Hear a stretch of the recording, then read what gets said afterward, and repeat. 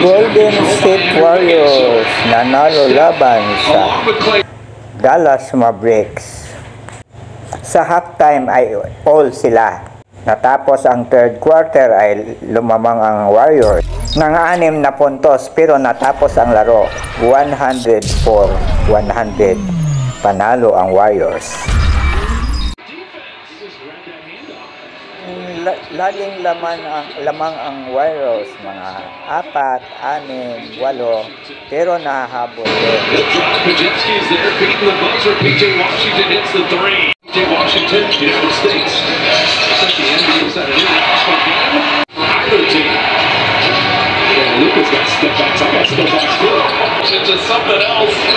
Apat na minuto ang laro ay 92 all sila.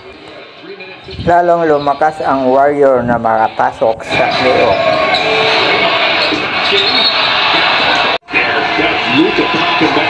Nag 92-98.